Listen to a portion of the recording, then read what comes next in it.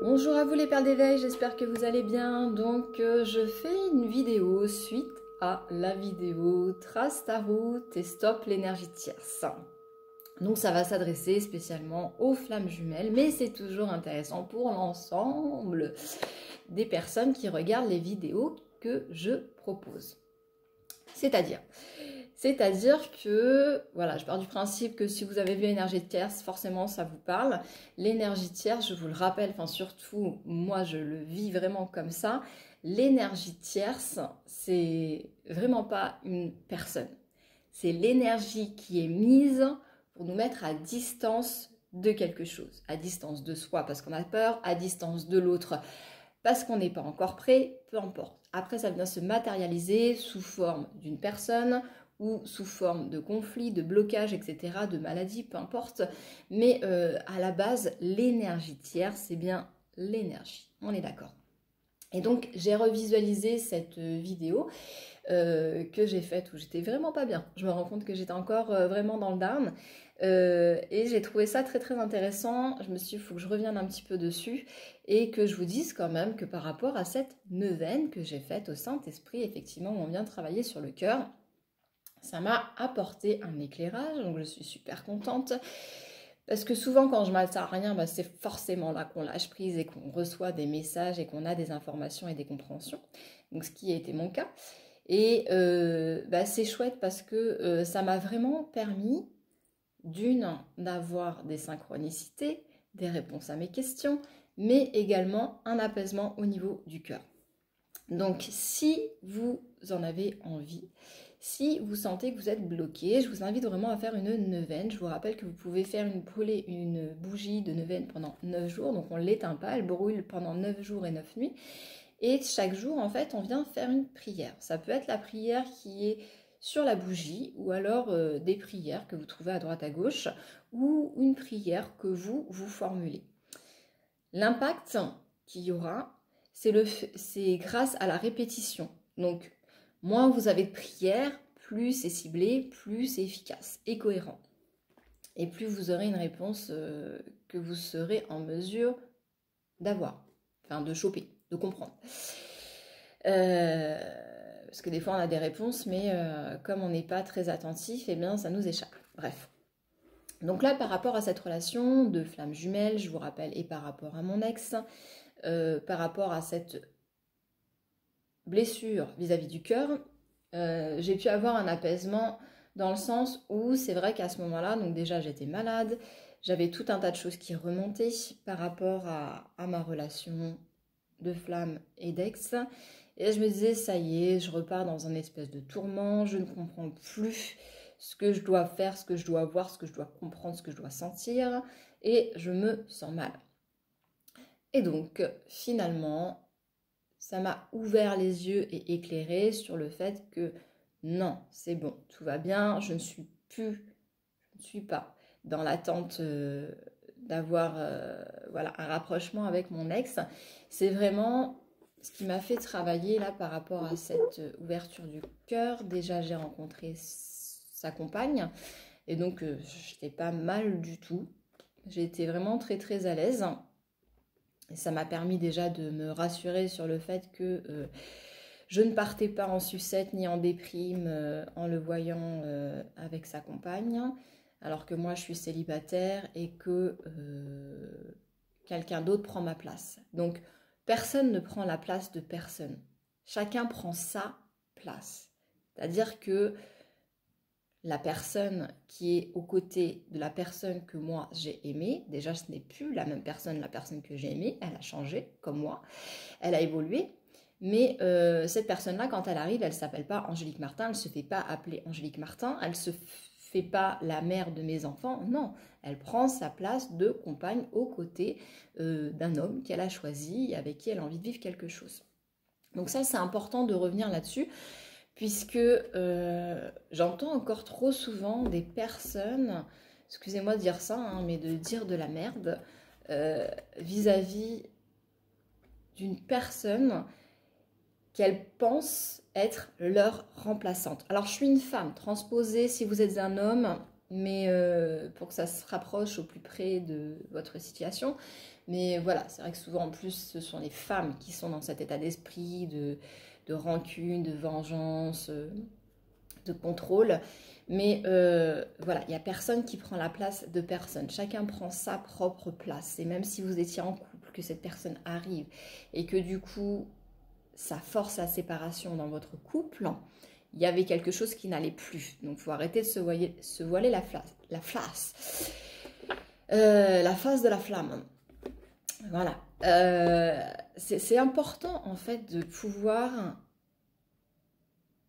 vraiment voir que vous avez autant de responsabilités que cette personne ou que votre compagnon par rapport à la situation que vous vivez. Vraiment, c'est une fois que vous aurez compris ça, déjà vous aurez fait un grand pas parce que vous allez vers vous. Voilà, c'est pas qu'est-ce que je veux garder pour moi, qu'est-ce que je ne supporte pas de perdre, c'est qu'est-ce que je m'autorise à ouvrir, à gagner, à recevoir par rapport à ça. Pourquoi c'est important? Parce que tant que vous êtes dans l'attente de quelque chose, comme moi j'étais dans l'attente d'une conversation, j'étais dans l'attente de clore le chapitre, comme si en fait il y avait une méthode que je ne connais même pas pour mettre fin à la relation. Et du coup j'attends ça, j'attends un truc que je ne peux pas recevoir parce que finalement ça n'existe pas. Les choses existent à partir du moment où vous y avez pensé. Ma pensée n'est pas claire, sachant que je ne sais même pas comment je voudrais que cette histoire vraiment se termine et comment on clore le chapitre. Est-ce que c'est une discussion? Est-ce que c'est un clash? Et puis dans la discussion, qu'est-ce qui doit être dit exactement? Vous voyez ce que je veux dire? Donc ça peut aller très très loin. Donc il y aura toujours une non-fin quelque part. Et c'est comme la vie. Rien n'est programmé, c'est nous qui créons à chaque instant en fonction des éléments qu'on vient nous donner et en fonction de ce qu'on veut mettre en place, de ce avec quoi on veut jouer quelque part. Donc comme je dis souvent, c'est si vous donnez à manger à vos morts, qu'est-ce que vous attendez de ça? Et vous vous dites, il n'a pas mangé. Ah, je comprends pas, il n'a pas mangé. Est-ce que les morts mangent comme nous mangeons? Vous voyez le schéma en fait, c'est quelque part on est dans une impasse et ben voilà, c'est notre souffrance en fait qui nous fait avoir de telles réactions, de telles attentes et qui ne nous permet pas de voir. Donc c'est pour ça que je vous partage ça parce que ça vous permet vraiment de vous rendre compte que parfois on nourrit des choses qui n'ont pas lieu d'être. Et ben voilà, on l'entend une fois, 10 fois, 100 fois, et à un moment, paf, on a le déclic, on se dit « Ah putain, mais oui, j'ai compris !» Et on passe à autre chose, enfin. Voilà. Pourquoi je vous disais tout ça? Donc c'était par rapport à la vidéo Trace ton chemin et Stop l'énergie tierce. Donc stopper, arrêter de nourrir cette énergie qui vous éloigne de vous. Ça ne vous éloigne pas de l'autre. Les énergies tierces, elles nous éloignent de nous. C'est vrai que je ne l'ai pas beaucoup entendu ça, que l'énergie tierce nous éloigne de nous-mêmes. Chaque fois on nous dit ça tient à distance l'autre parce que ça vous permet de travailler sur vous. Donc peut-être que comme ça vous l'entendrez mieux. L'énergie tierce, sous quelque forme que ce soit, un enfant, un animal, une situation, eh bien, l'énergie tierce nous éloigne de nous-mêmes. Elle nous demande d'aller l'embrasser, d'aller la regarder, d'aller voir en fait et de comprendre qu'est-ce qu'elle vient toucher en nous, qu'est-ce que ça vient réveiller et qu'est-ce là où est-ce que ça fait mal, où est-ce que ça pique. Voilà. Est-ce que ça vient toucher à ce que je n'ai jamais eu? Est-ce que ça vient toucher à ma joie? Est-ce que ça vient toucher à comment je me perçois physiquement? Est-ce que ça vient toucher à est-ce que je me sens à la hauteur? Est-ce que je suis digne? Voilà, ça vient toucher à tout ça, l'énergie tierce. Et donc, je mélange un petit peu tout parce qu'il y avait deux gros pans dans cette vidéo. Il y avait l'énergie tierce, ok, la relation, et il y avait la neuvaine. Voilà, donc les trois sont intrinsèquement liés. Mais là où c'est important, c'est que lorsque vous venez faire un vrai nettoyage, non pas je nettoie pour rattirer à moi la même chose, mais un vrai nettoyage. Quelque chose qui va mettre de la distance et on ne sait pas ce qui vient à nous ensuite, mais vraiment quelque chose qui va pouvoir apaiser et éloigner la tension ou l'énergie tierce, appelez ça comme vous voulez. Et bien là, vraiment, les choses s'ouvrent et on comprend. Lorsque, du coup, pendant les fêtes, j'ai rencontré la compagne du papa de mes enfants, c'est mieux de dire papa de mes enfants que de dire mon ex, parce que ça fait encore à moi, c'est le mien, ça m'appartient. Rappelle-toi, vous avez été ensemble, unis, etc. Vous avez fait des promesses, blablabla. Bla bla. D'accord? C'est pour ça que j'emploie le papa de mes enfants. Lorsque j'ai rencontré donc sa compagne, bon, je l'ai vu furtivement, on n'a pas discuté, échangé, mais du coup, je pense que quand j'ai fait ma première vidéo sur la première partie, j'avais encore cette peur de me dire comment je vais réagir. Est-ce qu'en la voyant, je vais me dire « Ah bah oui, mais elle est tellement plus, tellement mieux. » Ben oui, forcément, je risque pas d'avoir ma place. Non, ça n'a pas été le cas en fait. J'avais peur de la réaction que je pouvais avoir, d'avoir envie de faire copine avec elle, voilà, je me suis fait tout un tas comment dire, de scénarios dans ma tête. Et donc, je pense que là, ça y est, je l'ai vu, je suis enfin apaisée. Et c'est ça aussi le truc, c'est que souvent, on ne pose pas de questions pour pas faire de conflit.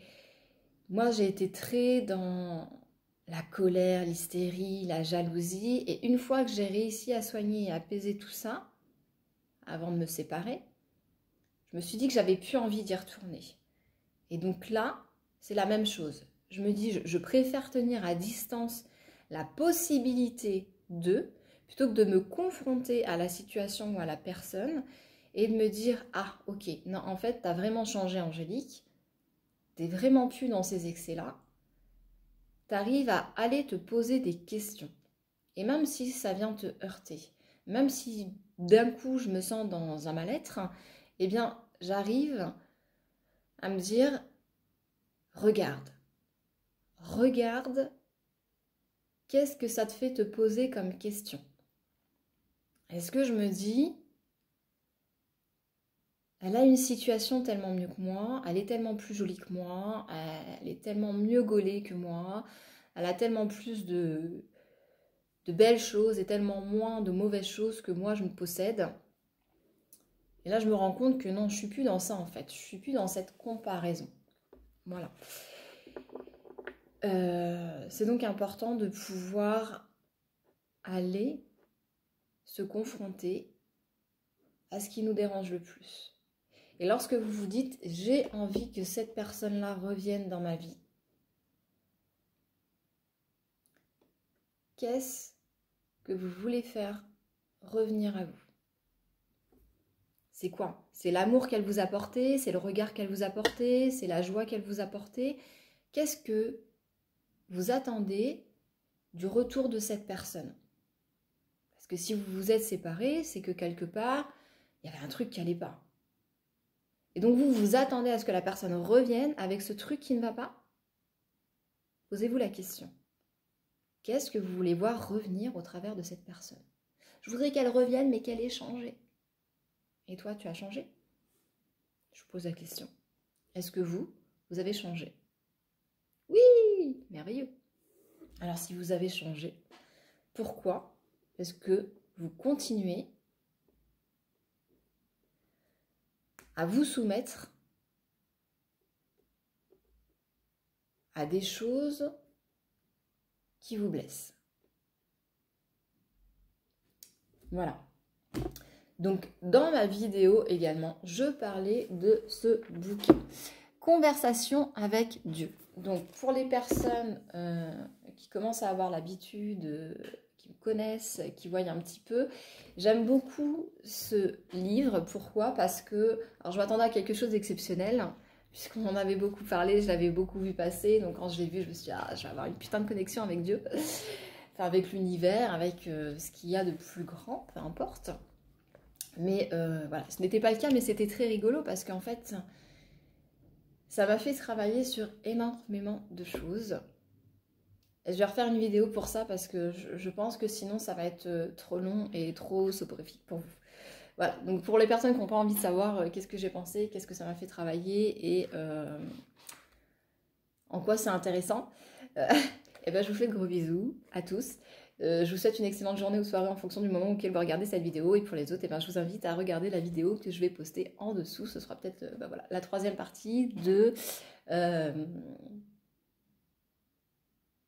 Trace ta route et stop l'énergie tierce. Voilà.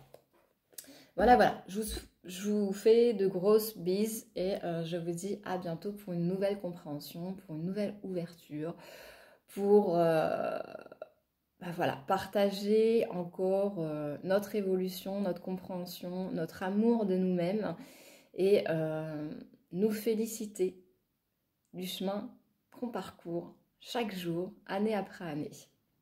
Voilà. Je vous dis à très vite. Ciao.